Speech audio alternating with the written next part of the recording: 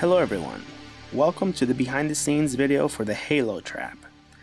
In this video, you will see how the trap for the 6th episode of Season 7 was made, along with a few of the other scenes from the same episode. I came up with the original idea for this trap on September 3rd, 2019.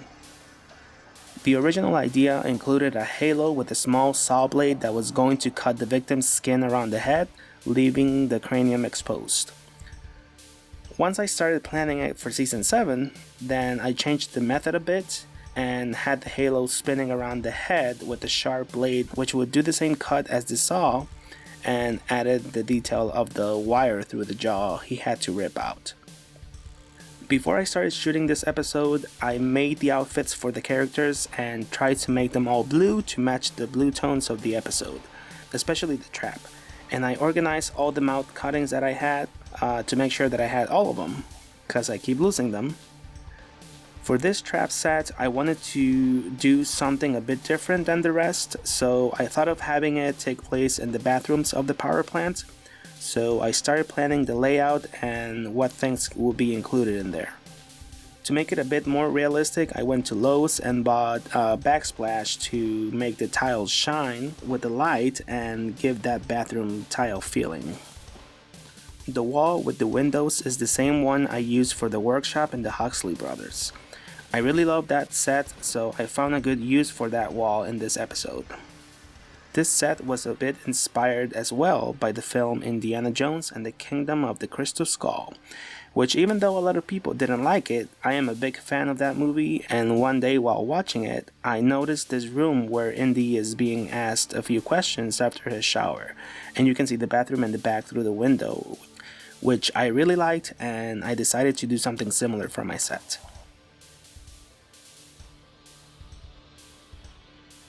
I cut various openings on the walls like the door and rounded windows to give it a more special look, also to have access points where I could have different angles with the camera. Since I kept the Huxley Brothers wall as it was, I painted the rest of the wall with similar color tones to bring everything together.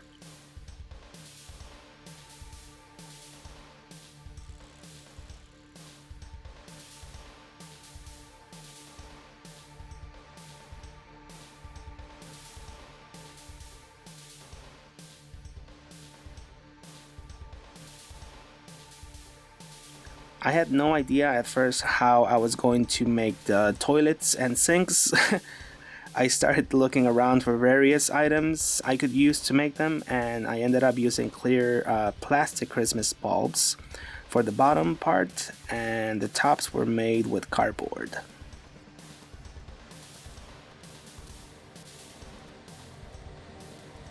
For the faucets and showers, I use wooden rods.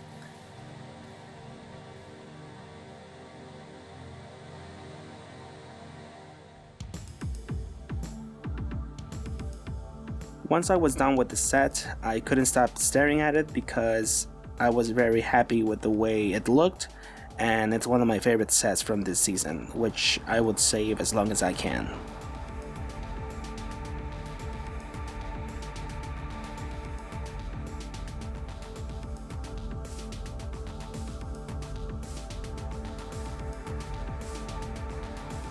When I first came up with the idea of the plate around the player, I didn't have plans for it to open up into two pieces, but as I continued adding different details, I thought it would be perfect symbolism to have the plate split into two and have it move back behind the player like wings. It was fitting with the theme of the Halo, so at the end it was perfect.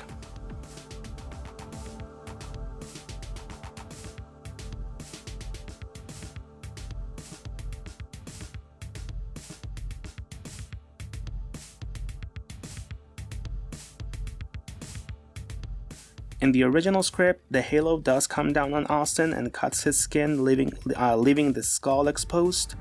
Then I had him just be in a state of shock while blood kept running down his face. But I think the ripped jaw was a bit more fitting since he was such a cocky loudmouth. Otherwise, this trap would have been more gruesome than it was.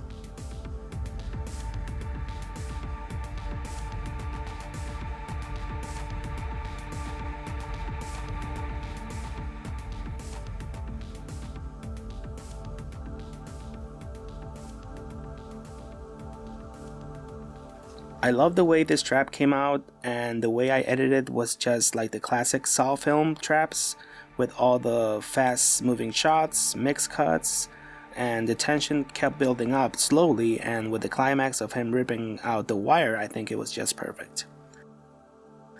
The lighting makes this trap stand out a lot as well, in my opinion. But honestly, what saved Austin from a certain more gruesome finale was his voice actor Dylan. He did such an amazing job playing him, and he added such a personal flavor to the character that Austin ended up becoming one of my favorites from this season. The way he just kept causing trouble until he fell into the Angels' radar was great. Plus, Austin is such a strong character that there's tons of potential for his comeback. Now, will he be back? I guess we'll have to wait and find out.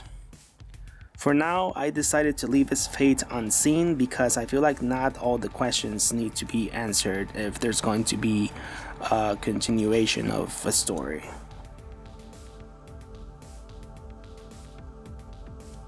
Here you can see a little bit of my editing process. I am cutting the clip into smaller pieces, and then for faster movements, I cut the clips even smaller.